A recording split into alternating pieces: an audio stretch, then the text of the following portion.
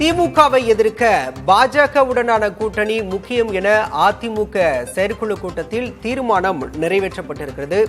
இது தொடர்பான விவரங்களோடு செய்தியாளர் ஸ்டாலின் களத்திலிருந்து நம்மோடு இணைந்திருக்கிறார். ஸ்டாலின், பாஜக அதிமுக கூட்டணி உருவான போது அதிமுக முன்னாள் அமைச்சர் ஜெயக்குமாரா இருக்கட்டும், சி.வி. சண்முகமா இருக்கட்டும், இது போன்ற மூத்த தலைவர்கள் அதிருப்தியில் இருந்தாங்க. பாஜக கூட்டணியை விரும்பல அப்படின்னு சொன்னாங்க. ஆனா இன்னைக்கு செயற்குழு கூட்டத்துல ஒரு மனதா நிர்வாகிகள் வரவேற்பு தெரிவிச்சிருக்காங்க. எப்படி பாக்குறது? அங்க என்ன நடந்தது?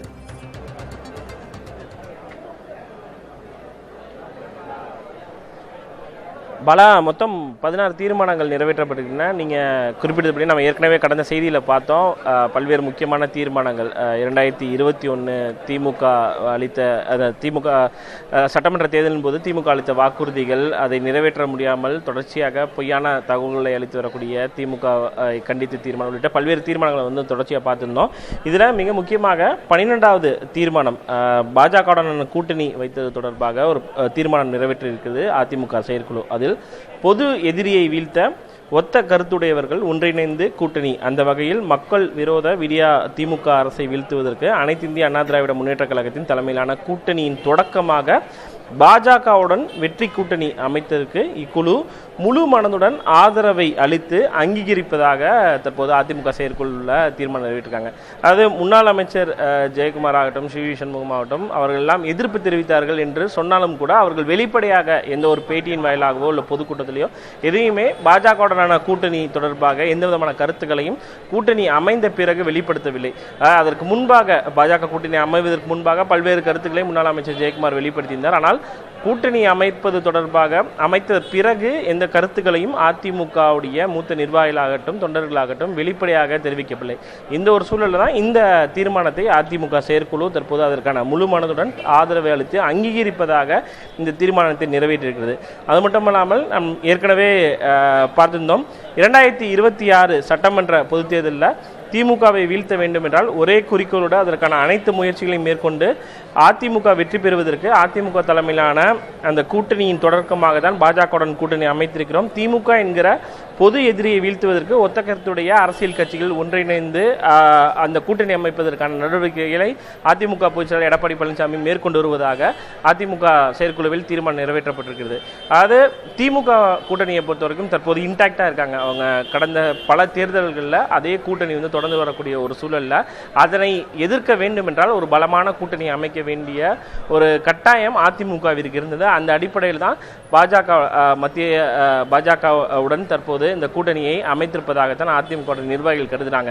இன்றைய சூழலில் 2026 சட்டமன்ற தேர்தலை பொறுத்த வரைக்கும் திமுக பலம் பொருந்திய ஒரு கூட்டணியை, திமுக கூட்டணியை வீழ்த்துவதற்கோ எதிர்ப்பதற்கோ இந்த பாஜக போன்ற ஒரு கட்சி நிச்சயமாக தேவை என்ற அடிப்படையில் தான் தற்போது அதிமுக கூட்டணி வைத்திருப்பதாகத்தான் நிர்வாகிகள் தொடர்ச்சியாகவே பேசியிருக்கார்கள். இன்றைய செயற்குழு கூட அது தொடர்பாக விவாதிக்கப்பட்டிருக்கிறது. அந்த அடிப்படையில் தான் ஒத்த கருத்துடைய அனைத்து அரசியல் கட்சிகளும் திமுக என்ற ஒரு புதிய எதிரியை வீழ்த்த வேண்டும் என்றால் அதிமுக தலைமையிலான கூட்டணியை ஏற்று வர வேண்டும் என்று தொடர்ச்சியாகவே எதிர்க்கட்சி தலைவரும் அதிமுக பொதுச் செயலாளர் எடப்பாடி பழனிசாமி பல்வேறு தருணங்களில் பேட்டியின் வாயிலாக தெரிவித்திருந்தார். அந்த அடிப்படையில் தான் தற்போது அதிமுக செயற்குழு முழு மனதுடன் தன்னுடைய ஆதரவை அளித்த இந்த கூட்டணிக்கு அங்கீகாரத்தை வழங்கியிருக்கிறது. பலா, ஸ்டாலின், பாஜக அதிமுக கூட்டணி அமைந்த பிறகு நடைபெறும் முழு முதற் கூட்டம் இது. செயற்குழு கூட்டத்தில் நிர்வாகிகள் ஏதேனும் கருத்து தெரிவித்தார்களா கூட்டணி தொடர்பாக? பாஜகவோடு கூட்டணி வைத்தால் ஏற்கனவே சில நிர்வாகிகள் பின்னடைவை சந்திப்போம், சிறுபான்மையின வாக்குகள் எல்லாம் கிடைக்காது என்று பொதுக்கூட்டத்தில் சில பொதுக்கூட்டங்களில் பேசியதை பார்த்தோம். இந்த கூட்டத்தில் நிர்வாகிகள் யாரேனும் கருத்து தெரிவித்தனரா கூட்டணி தொடர்பாக? பலா, அதாவது தற்போதுதான் கூட்டம் நடைபெற்று வருகிறது. கூட்டம் முடிந்த பிறகுதான் யார் யார் என்ன கருத்துக்களை வெளிப்படுத்தியிருந்தார்கள், இந்த பாஜக கூட்டணி தொடர்பாக எந்தெந்த மாவட்ட நிர்வாகிகள் தங்களுடைய கருத்துக்களை வெளிப்படுத்தியிருந்தார்கள் என்ற அந்த முழு விவரம் தெரிய வரும். இதற்கு முன்பு அதாவது கூட்டணி அமைந்த பிறகு நீங்கள் குறிப்பிட்டபடி பல்வேறு இடங்களில் திருப்பூரில் கூட முன்னாள் எம்எல்ஏ ஒருத்தர் பேசியிருந்தார். அதாவது பாஜகவுடன் கூட்டணி வைத்ததுக்கு வருந்தாதீங்க, ஆனால் இந்த கூட்டணிக்கான கட்டாயம் என்பது ஏற்படுவதாக முன்னாள் எம்எல்ஏ கூட கருத்து இருக்குங்க. அதை தொடர்ச்சியாக பார்த்துருந்தோம். இது போன்ற பல்வேறு விதமான கருத்து முரண்பாடுகள் இருந்தாலும் 2026 சட்டமன்ற தேர்தலை பொறுத்த வரைக்கும் அதிமுகவிற்கு ஒரு வாழ்வாசாவா தேர்தல் என்பதுதான் அதிமுக தொண்டர்களாகட்டும் நிர்வாகிகளாகட்டும் கருதுறாங்க. அதனால இந்த தேர்தலில் வெற்றி பெற வேண்டியது நிச்சயமாக கட்சிக்கும் சரி அதே போல் அதிமுகவுடைய தலைமைக்கும் சரி மிக முக்கியமானதாக வந்துட்டு அதிமுக நிர்வாகிகள் வந்து பார்க்குறாங்க. அந்த அடிப்படையில் அதிமுக தலைமை தற்போது ஒரு முடிவு எடுத்திருக்காங்க. அதனால் அதனை பின்பற்றி தேர்தல் வேலைகளை அந்த தேர்தல் பணிகளை மேற்கொள்ள வேண்டும் என்ற அடிப்படையில் தான் தற்போது தன்னுடைய முழு ஆதரவையும் செயற்குழு கொடுத்திருக்கு. மூத்த நிர்வாகிகள் பல்வேறு விதமான முரண் கருத்துக்கள் இருந்தாலுமே கூட ஒரு சில மாவட்டங்கள், குறிப்பாக மேற்கு மாவட்டங்கள்ல கோயம்புத்தூர் ஆகட்டும், ஈரோடு தொடர்ந்து பேசலாம். இது தொடர்பாக பேசுவதற்காக நம்மோடு மூத்த பத்திரிகையாளர் பிரியன் இணைந்திருக்கிறார். பிரியன் வணக்கம். நீங்க பார்த்திருப்பீங்கன்னு நினைக்கிறேன், 16 தீர்மானங்கள் நிறைவேற்றப்பட்டிருக்கு. அதே நேரம் பாஜகவோட கூட்டணி வச்சதை ஒருமனதா வரவேற்கிறோம், அதுக்கு இபிஎஸ்க்கு பாராட்டு தெரிவிச்சிருக்காங்க. பொது வெளியில பாஜகவோட கூட்டணி வச்சா சிறுபான்மையின வாக்குகள் கிடைக்காதுன்னு நிர்வாகிகள் சிலர் பேசியதை பார்க்கிறோம். அதே மாதிரி அதிமுக முன்னாள் அமைச்சர் ஜெயக்குமார் உள்ளிட்டோர்லாம் அதிருப்தியில் இருந்தாங்கன்னு சொன்னாங்க. ஆனா இப்போ முழு மனதோட வரவேற்கிறோம் அப்படின்னு சொல்லியிருக்காங்க. எப்படி பாக்குறீங்க? அதிமுக பொறுத்த மட்டும் பாஜகவோட கூட்டணி வைக்கணும்னு ஒரு கோஷ்டி இருக்கு, வைக்க வேண்டாம்னு ஒரு கோஷ்டி இருக்கு. 2 கோஷ்டி இருந்தது. அதனால அதிமுக பாஜகவோட வைக்க வேண்டாம்ன்ற கோஷ்டி முதல்ல தாவேக்காவோட பேசி பார்க்கலாம் அப்படின்ற முயற்சி எடுத்தாங்க. அந்த தாவேக்காவோட நடந்த பேச்சுவார்த்தை ஃபெயில் ஆயிடுச்சு. ஆக்சுவலா அந்த ஃபெயில் ஆன பிறகுதான் பாஜகவோட வேற வழியில தான் பாஜகவோட இப்ப கூட்டணி சேர்ந்திருக்காங்க. பாஜகவோட கூட்டணி சேர்ந்தது கீழ்மட்டத்துல கொஞ்சம் நிர்வாகிகள் மத்தியில கொஞ்சம் அதிருப்தி இருக்கு. சிறுபான்மையோர் ஓட்டு கிடைக்காது. அது சிறுபான்மையோர் ஓட்டு மட்டுமல்ல, மத்திய பாஜக அரசு தமிழ்நாட்டுக்கு வஞ்சிக்கிற பல விஷயங்கள், நிதி உட்பட பல விஷயங்கள் இருக்கிறதுனால நடுநிலையாளர்கள் பலர் கூட மத்திய அரசு மேல கொஞ்சம் கோபமா இருப்பாங்க. அவங்க ஓட்டும் கிடைக்காது. அதனால என்ன பண்றது அப்படின்னு பாஜகவோட வச்சா சரியா வருமா அப்படின்ற மாதிரி நிர்வாகிகள் நினைக்கிறாங்க. சோ அந்த நிர்வாகிகள் எல்லாம் கன்வின்ஸ் பண்றதுக்காக தான் முதல்ல மாவட்ட செயலாளர் கூட்டம் போட்டாங்க, அப்புறம் எம்எல்ஏக்கள் கூட்டம் போட்டாங்க, இப்ப செயற்குழு கூட்டம் போட்டு அங்கீகாரம் கொடுத்திருக்காங்க கூட்டணிக்கு. சோ அவங்களுக்கு இப்போ ரொம்ப பெரிய ஒரு பணி என்னவா இருக்குன்னா கீழே இருக்கிற கேடரை கன்வின்ஸ் பண்ணணும். இன்னும் 1 வருஷ காலம் இருக்கு. பாஜக அதிமுக தொண்டர்கள் இணைஞ்சு வேலை செய்ய வேண்டிய அவசியம் இருக்கு. சோ அதனால இப்போ இந்த படிப்படியா ஒவ்வொரு கட்டத்திலையும் எல்லாரோட ஆதரவையும் பெறறதுக்கான ஒரு முயற்சியில இபிஎஸ் இறங்கியிருக்காரு. இந்த மகா கூட்டணி அதிமுக தலைமையில ஒரு மெகா கூட்டணி கட்டமை போன்றது பாமக, தேமுதிக போன்ற கட்சிகள் வருவதற்கான வாய்ப்பு இருக்கு. வேற எந்த கட்சிகளும் ஒத்த கருத்துடைய வேற எந்த கட்சிகளும் வரதுக்கான வாய்ப்பு இல்லை. ஏன்னா இந்த ஒத்த திமுகவை அகற்றுவது என்பது நோக்கமாக இருக்கலாம். ஆனால் கொள்கை அடிப்படையில் தமாக, நாம் தமிழர் போன்றவையெல்லாம் வேற வேற திசையை நோக்கி போய்கொண்டிருக்கின்றன. அதனால அதிமுகவை பொறுத்த மட்டும் பாத்தீங்கன்னா அதிமுக, பாஜக, தேமுதிக, பாமக கூட்டணி அமைவதற்கான வாய்ப்பு இருக்கு. அது ஓபிஎஸ் ஜெயலலிதா போன்றவர்கள் அதுக்குள்ள இருக்கலாம். சோ அது பலமான கூட்டணியா கூட இருக்கிறதுக்கான வாய்ப்பு இருக்கு. திமுகவுக்கு ஒரு டப் கொடுக்கறதுக்கான வாய்ப்பு இருக்கு. மற்றபடி அவங்க மோடியை பாராட்டி போட்ட தீர்மானங்கள்லாம் எதிர்பார்த்த ஒரு விஷயமா தான் நான் பாக்குறேன். ஆக்சுவலா அதே மாதிரி குளோபல் இன்வெஸ்டர்ஸ் மீட்லாம் நடந்தது. நிறைய முதலீடுகளை தமிழக அரசு ஈர்த்திருக்கு. அது வெள்ளை அறிக்கை கேட்கறது நியாயமான ஒரு விஷயம். தமிழக அரசு என்ன மாதிரியான முதலீடுகள் வந்திருக்கு, ஆக்சுவலா அது எவ்வளவு எம்ப்ளாய்மெண்ட் கொடுத்துருக்குன்ற மாதிரியான ஒரு அறிக்கை வெளியிட வேண்டிய அவசியம் இருக்கு என்பது என் கருத்து. இணைப்புல கருத்துக்களை பகிர்ந்து கொண்டமைக்கு நன்றி சார். தொடர்ந்து இது தொடர்பாக பேசுவதற்காக மூத்த பத்திரிகையாளர் தராசு ஷியாம் நம்மோடு இணைந்திருக்கிறார். தராசு ஷியாம், நீங்க பார்த்திருப்பீங்க 16 தீர்மானங்கள். முதற்கட்ட பார்வை, உங்களுடைய கருத்து என்ன சார்? தமிழ்நாட்டில் அகில் நட்சத்திரத்துக்கு முன்பே தேர்தல் அரசியல் ரொம்ப தகதகைக்கிறது. இன்றைக்கு நட்டா வருகை, அதிமுக செயற்குழு நிர்வாக குழு தீர்மானங்கள், நாளைக்கு முதலமைச்சருக்கு பாராட்டு விழா, இப்படியாக அரசியல் போய்கொண்டிருக்கிறது. பொதுவாக இந்த தேர்தல் கூட்டணிக்கு பிறகு வருகிற செயற்குழு பொதுக்குழு அல்லது செயற்குழு நிர்வாக குழு கூட்டங்கள், அந்த தீர்மானங்கள் கொஞ்சம் முக்கியத்துவம் வாய்ந்தவைதான். சாதாரணமாக அரசுக்கு கண்டனம் இதையெல்லாம் அரசியல் பார்வையோடு நாம் புறந்தள்ளி விடலாம்.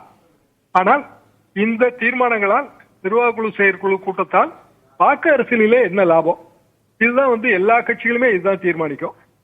அப்போ அதிமுக பாரதிய ஜனதா கூட்டணி வாக்கு அரசியல்ல பின்னடைவு இருக்கிறது என்பதை தீர்மானத்திலே இருக்கிற அந்த 14வது தீர்மானம் உணர்த்துகிறது. அதுபோக சிறுபான்மையினர் நலனை பாதுகாக்கிற அரணாக அதிமுக திகழும் என்கிற வார்த்தை பிரயோகங்கள், ஆக ஒரு சந்தேகம் இருக்கிறது. இதுல அதிமுகவில் இருக்கிற கொங்கு மண்டலத்தை சேர்ந்த நடப்பு எம்எல்ஏக்களுக்கு பாரதிய ஜனதா கூட்டணி உற்சாகமா கூட இருக்கும். காரணம் என்னென்றால் இந்த ஓட்டு வங்கி கணக்கு ஒன்று இருக்கிறது. நமது ஓட்டு, அவர்கள் ஓட்டு, இரண்டையும் சேர்த்தால் இவ்வளவு ஓட்டு என்கிற ஒரு கணக்கு இருக்கிறது கோயம்புத்தூர், திருப்பூர் போன்ற பகுதிகளில். பாமக என்ன முடிவு எடுக்க போயிருது என்று நமக்கு தெரியவில்லை. அதாவது அரசியல் பங்கு என்கிற முடிவிலே பாமக உறுதியாக இருக்குமே. ஆனால் அப்படிதான் நான் புரிந்து கொள்கிறேன். காரணம், தொடர்ந்து அன்புமணி அவர்கள் அவ்வாறுதான் கூறி வருகிறார். அவர்களுக்கும் சித்திரை முழு நாள் அந்த மாநாட்டிலே அந்த மாதிரியான தீர்மானம் நிறைவேற்றப் போவதாகத்தான் நான் உணர்ந்தேன். அந்த பாடலை பார்க்கும்போது 2 பாடல்கள் அதற்கு வெளிவந்திருக்கின்றன. பிரியன் குறிப்பிடும் போது ஒத்த கருத்துடைய கட்சிகள்லாம் பாமகவும் தேமுதிகவும் கூட்டணியில வரதுக்கு வாய்ப்பு இருக்கு அப்படின்னு சொல்லியிருக்காரு. தாவேக்காவுமே திமுகவை ஆட்சியில இருந்து அகற்றணும் அப்படின்னு சொல்றப்ப தாவேக்காவும் இடம்பெற வாய்ப்பு இருக்கா? இவ்வளவு கட்சிகளுக்கும் சீட்டு பிரித்து கொடுப்பதாக இருந்தால் கர்நாடகா, ஆந்திரா, கேரளா எல்லாவற்றிலும் சேர்த்து தான் நம்ம சீட்டு கணக்கு எடுக்க முடியும். என்ன காரணம்னா எல்லா கட்சியுமே நிறைய எதிர்பார்ப்பாங்க. ஆட்சியில் பங்கு இல்லை, இப்படித்தான் நம்ம பார்க்கணும். திமுக கூட்டணி ஆட்சியில் பங்கு இல்லை என்றுதான் நான் புரிந்து கொள்கிறேன். கூட்டணி ஆட்சி என்பதுதான் பாரதிய ஜனதாவின் நிலைப்பாடு. இப்ப தாமரை மலர்ந்தே தீரும்னு தமிழிசை சொல்றாங்க. ஏற்கனவே 4 எம்எல்ஏக்கள் இருக்காங்க. இதற்கு முன்பே எம்எல்ஏ வந்தாச்சு. அந்த காலத்திலேயே வேலாயுதம் இருந்தாரு, நாகர்கோவில் கன்னியாகுமரி மாவட்டத்தில் இருந்து. எந்த கூட்டணியும் இல்லாமல் ஒரே ஒரு எம்எல்ஏவாக பாரதிய ஜனதாவில் ஜெயித்தவர் அவர் தான்.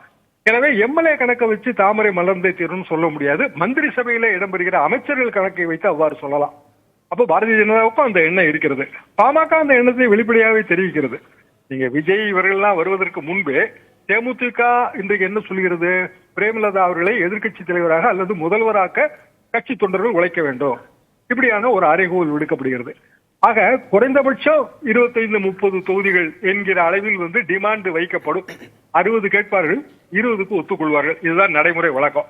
அவ்வளவுக்கு பிரித்து கொடுப்பதாக இருந்தால் ஒரே ஒரு உதாரணம் தான். 2001 ஜெயலலிதா காலத்துல 140 தொகுதிகளில் தான் அதிமுக நின்னுது. எனக்கு தெரிந்து வரலாற்றிலேயே ரொம்ப குறைவான தொகுதி. நாங்களாம் என்ன நினைச்சோம்னா 140 நின்று எப்படி தனி மெஜாரிட்டி வர முடியும், வாய்ப்பு இல்லைன்னு நினைச்சோம். ஆனா தனி மெஜாரிட்டி கிடைத்தது. அப்போதும் காங்கிரஸ் கட்சியிலிருந்து பிரிந்த தமாகவும், மூப்பனாரையா தலைமையிலான தமாக, ரெண்டும் ஒரே நேரத்தில் அதிமுக கூட்டணியில் இருந்தது. ஆனாலும் ஆட்சியில் பங்கு என்கிற அந்த கோஷமோ அந்த விருப்பமோ தேர்தலுக்கு முன்பாக வெளிவரவில்லை. ஆட்சியில் பங்கு தரப்படவில்லை. ஆனால் இப்போது தேர்தலுக்கு முன்பாகவே அந்த நிபந்தனை முன்வைக்கப்படுகிறது. எனவேதான் இந்த மெகா கூட்டணி என்பதெல்லாம் சாத்தியமா என்பதிலே எனக்கு தனிப்பட்ட முறையில் ஐயம் இருக்கிறது. மற்றபடி அதிமுக எதிர்கட்சி, அந்த எதிர்கட்சி பணியை அவர்கள் திறம்பட நிர்வகித்து வருகிறார்கள், திறம்பட செய்து வருகிறார்கள். டிபிஎஸ் தலைமையிலே கட்சி ஒன்றாக இருக்கிறது என்றுதான் நான் புரிந்து கொள்கிறேன். அதுபோக கட்சியிலிருந்து பிரிந்து சென்றவர்களை மீண்டும் சேர்ப்பது என்கிற அந்த ஒரு சிந்தனைக்கு கட்சி போகவே இல்லை என்றும் நான் நினைக்கிறேன். நன்றி சார். இணைப்புல உங்களுடைய கருத்துக்களை பகிர்ந்து கொண்டமைக்கு. மெகா கூட்டணிக்கு வியூகம் அமைத்த இபிஎஸ்க்கு பாராட்டு உள்ளிட்ட 16 தீர்மானங்கள் தற்போது நடைபெற்று வரக்கூடிய அதிமுக செயற்குழு கூட்டத்தில் நிறைவேற்றப்பட்டிருக்கிறது. இது தொடர்பாக பேசுவதற்காக அரசியல் விமர்சகர் பொங்கலூர் மணிகண்டன் நம்மோடு இணைந்திருக்கிறார். பொங்கலூர் மணிகண்டன், தொடர்ச்சியாக அதிமுக உட்கட்சி விவகாரங்களை உன்னிப்பா கவனிச்சுட்டு வரக்கூடியவர் நீங்க. கூட்டணி அமைஞ்சப்ப அதிமுகவுக்கு பின்னடைவு ஏற்படும் அப்படின்னு விமர்சித்த நிர்வாகிகளே தற்போது இபிஎஸ்க்கு பாராட்டு தெரிவித்து அந்த செயற்குழுல தீர்மானம் நிறைவேற்றியிருக்காங்க. எப்படி பாக்குறீங்க? இபிஎஸோட வியூகம் தேர்தலில் எதிரொலிக்குமா? இன்னும் மெகா கூட்டணியில பாமக உள்ளிட்ட கட்சிகள்லாம் இடம்பெற வாய்ப்பு இருக்கா? வரக்கூடிய 2026 தேர்தல் என்பது முதலமைச்சர் யார், எடப்பாடியாரா திரு ஸ்டாலினா என்கிற தேர்தல். அந்த தேர்தலில் தமிழ்நாட்டு மக்களே விரும்புறாங்க அதிமுக மீண்டும் ஆட்சி பெற வேண்டும், எடப்பாடி முதலமைச்சராக வேண்டும் என்று.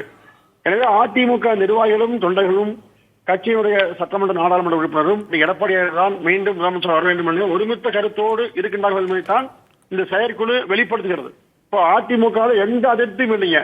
ஒரே அணிதா எடப்பாடியார் என்ன சொல்கிறார்களோ அதை ஏற்றுக்கொண்டு செயல்படுவதுதான் அதிமுகவுடைய பிரதான நோக்கம். அதைத்தான் இன்றைக்கு செயற்குழு நிரூபித்திருக்கிறது. வருகின்ற 2026 இல்ல, நான் அதிமுக எதிர்ப்பணிகளே குறிப்பிடலையே. இல்ல, ஏற்கனவே பல பேர் பாத்தீங்கன்னா அதிமுக பிரச்சனை, அவர் பிரச்சனை பேசிட்டு இருந்தாங்க. எந்த பிரச்சனையும் இல்லை. அதிமுக வலிமையாகவும் உறுதியாகவும் இருக்கிறது. 2026 திமுக வீழ்த்துவதற்கான முழு தகுதி பெற்ற ஒரு இயக்கம் அதிமுக. 53 ஆண்டுகள்ல 31 ஆண்டு காலம் நாட்டை ஆண்ட கட்சி, தமிழ்நாட்டு மக்களுக்கு அதிகமான நலத்திட்டங்களை வழங்கிய கட்சி. எனவே இந்த கட்சி தான் மீண்டும் ஆட்சிக்கு வர வேண்டும் என்பதில் எல்லோருக்கும் மாற்றுக்கருத்து இல்லாமல் அதிமுக செயல்படுகிறது. எனவே வெளியிலிருந்து வரக்கூடிய எந்த விமர்சனங்களை பற்றியும் கவலைப்படாமல் அதிமுக ஒருமித்த கருத்தோடு நின்று திமுகவை வீழ்த்துங்க. நன்றி சார். இணைப்புல உங்களுடைய கருத்துக்களை பகிர்ந்து கொண்டமைக்கு.